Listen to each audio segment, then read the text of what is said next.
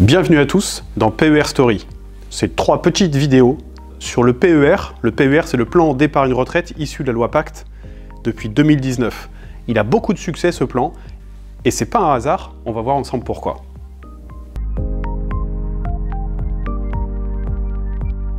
Alors évidemment, premier élément qui explique le succès du PER, c'est le levier fiscal. Le levier fiscal du PER, il est très simple à comprendre. Chaque euro que je positionne dans un PER, je le déduis à 100% de mon revenu imposable. Donc schématiquement, l'économie d'impôt que je vais réaliser, elle va être directement liée à la tranche marginale.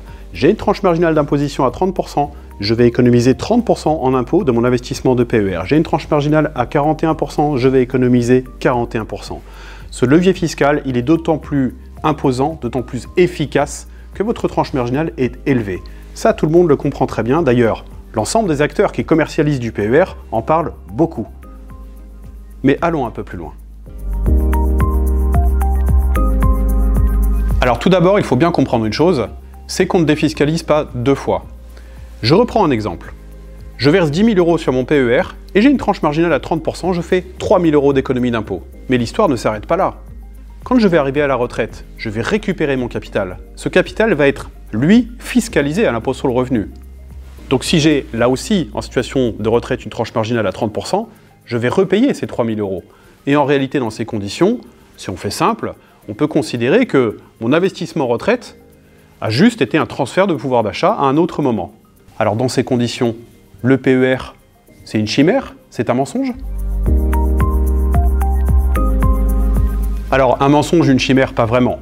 Mais en réalité, si vous cherchez à défiscaliser un maximum avec un outil patrimonial comme le PER, il faut absolument que, en situation de retraite, vous envisagiez de ne pas récupérer votre investissement directement sous forme de capital. Il y a 3 autres possibilités. La première, c'est la possibilité de récupérer votre capital par morceaux. Par exemple, si vous êtes imposé à 41% quand vous mettez dans le PER en situation d'activité et qu'en situation de retraite vous êtes imposé à 30% parce que vous ne prenez qu'un petit morceau du capital, vous gagnez le différentiel, donc 11 points de fiscalité.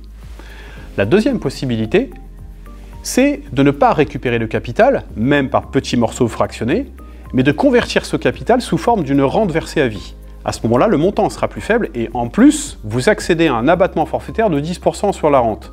En clair, si vous avez cette situation-là, vous avez un gain fiscal qui n'est plus de 11 points, comme précédemment, mais de 14 points.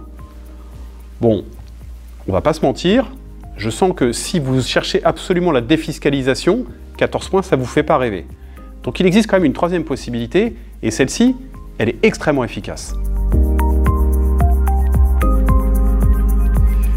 Alors oui, on peut faire plus que 14 points de défiscalisation, et pour être honnête avec vous, on peut même faire 100%. J'ai bien dit 100%. Il faut bien avoir à l'esprit, en revanche, que dans le monde merveilleux de la défiscalisation, plus le gain fiscal est fort, plus la contrepartie est forte. Et la contrepartie ici, elle est très simple. Il faut renoncer à percevoir le moindre euro de votre investissement retraite. Je reprends mon exemple avec les 10 000.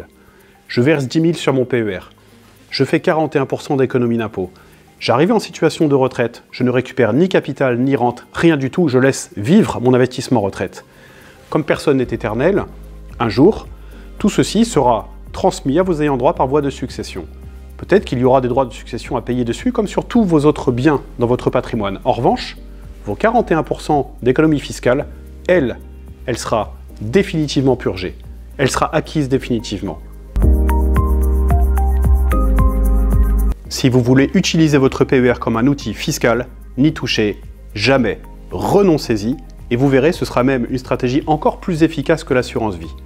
Mais en revanche, si vous voyez le gain fiscal uniquement comme une cerise sur le gâteau, et que votre PER vous l'utilisez surtout pour préparer votre retraite et disposer de ressources financières à la retraite, suivez-moi dans le prochain épisode de PER Story. Abonnez-vous à la chaîne du Cercle des conseils des entrepreneurs.